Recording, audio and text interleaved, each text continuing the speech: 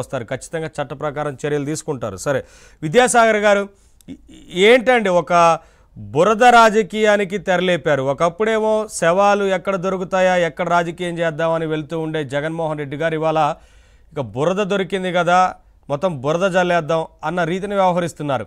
ఎక్కడా కూడా బాధితులకు ఆదుకుందాం, లేదంటే బాధితులకు అండగా నిలబడదాం, ప్రభుత్వానికి సహకారం చేద్దాం, కష్ట సమయాల్లో ఉన్నప్పుడు మనం రాజకీయ ప్రకటనలు చేయడం తగదు అనే విషయాన్ని మర్చిపోయి కనీసం వారి పార్టీ క్యాడర్కి కూడా చిన్న డైరెక్షన్ కానీ స్టేట్మెంట్ కానీ ఇవ్వకుండా మొత్తంగా అసలు సోషల్ మీడియా కావచ్చు, బయట కావచ్చు, ఇదే మాట్లాడుతూ ఉన్నారు. ఇదే రాజకీయం ఎన్నాళ్ళు చేస్తూ వెళ్తారు, ఎన్నాళ్ళు నిలబడతారు ఈ రాజకీయం మీద?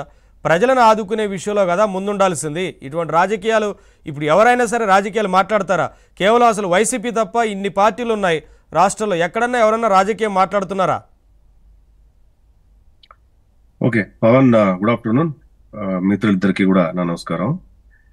ఇప్పుడు మీరు చెప్పినంత పాజిటివ్ గా గనక, మీరు చెప్పిన యాంగిల్లో గనక పని చేస్తే అతను జగన్మోహన్ రెడ్డి ఎందుకు అవుతాడండి? ఇవన్నీ చేయడు కాబట్టి జగన్మోహన్ రెడ్డి అయ్యారు ఆయన. జగన్మోహన్ రెడ్డి అంటే ఆయన మీరు ఏమి చెప్పినా దానికి రివర్స్. మీరు అవునంటే కాదంటాడు, కాదంటే అవునంటాడు. అది అతని నేచర్. దానికి అది ప్రకృతి ధర్మం. ఆ వ్యక్తిని ఆ రకంగా భూమి మీదకి పంపించింది. ఇంకేం చేయవాళ్ళ?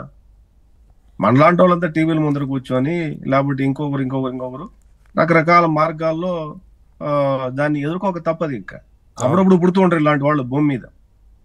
మనం చూసాం కదా, భాగవతంలో కానీ, మహాభారతంలో కానీ, రామాయణంలో కానీ, ఇంకో దాంట్లో ఇంకా మత గ్రంథాల్లో ఒక దుష్టులు పుడుతూ ఉంటారు. దానికోసం చెప్పి కొంతమంది ఉద్భవిస్తూ ఉంటారు, దాన్ని అంతం చేయడానికి పని చేస్తూ ఉంటారు. దానికి మిగతావన్నీ పరిస్థితులు, ప్రకృతి కలిసి వచ్చే టయానికి ఈ మనిషిని మరి మనం అందరూ కలిసి ఎదుర్కొంటున్నాం. మీరు అన్నట్టే గనక అంత పాజిటివ్ గా ఆలోచిస్తే అసలు ఆ పార్టీ కాదు, ఆ మనిషే కాదు, ఆయన పొలిటికల్ పార్టీ పెట్టే మనిషే కాదు. ఆ పొలిటికల్ పార్టీలో ఉండేవాళ్ళు ఈ రకంగా మాట్లాడుతున్నారు ఎవరైతే, వాళ్ళందరూ అసలు మానవ జన్మ ఎట్లెత్తారో అయితే నాకు అర్థం కాదు. ఇప్పుడు విజయవాడలోకి వాటర్ వచ్చిన మాట వాస్తవము. అసలు నీకు బోడిగొండకు మోకాలికి ముడిపెట్టి మాట్లాడటం, ఎక్కడ బుడమేరు, ఎక్కడ కృష్ణా నది, ఎక్కడ విజయవాడ, ఎక్కడ చంద్రబాబు నాయుడు గారి ఇల్లు, ఎక్కడ రాధాకృష్ణ గారి పవర్ హౌస్ ఉంది? ఏమైనా సంబంధం ఉందా? దీనికి ఏమైనా సంబంధం ఉందండి?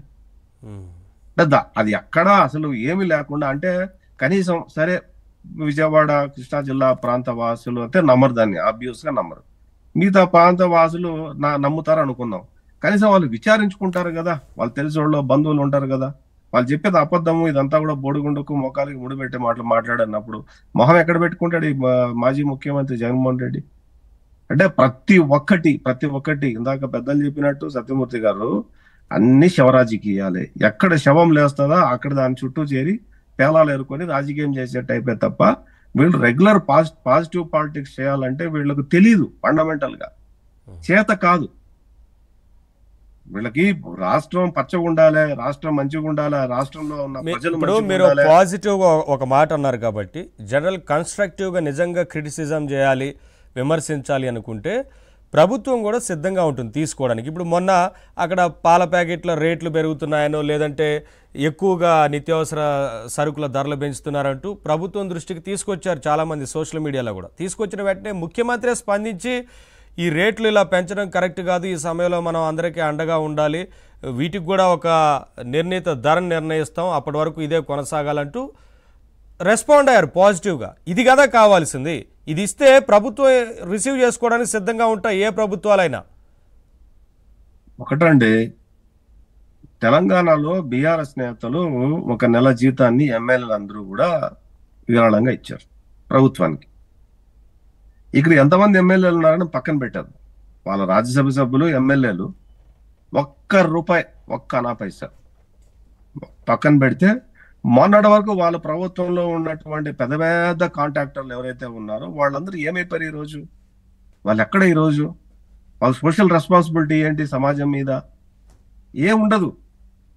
ఆయన ప్రకటించిన ₹1 ఇందాక సత్యమూర్తి గారు చెప్పినట్టు 3 మార్గాల ద్వారా 4 మార్గాల ద్వారా ఇవ్వచ్చు, కానీ ఇవ్వరు. ఎందుకంటే వాళ్ళకి ఎక్కడ ఈ ప్రభుత్వానికి మంచి పేరు వచ్చేస్తుంది, కూటమి ప్రభుత్వానికి మంచి పేరు వచ్చేస్తుందో ఎందుకు ఇవ్వాలి?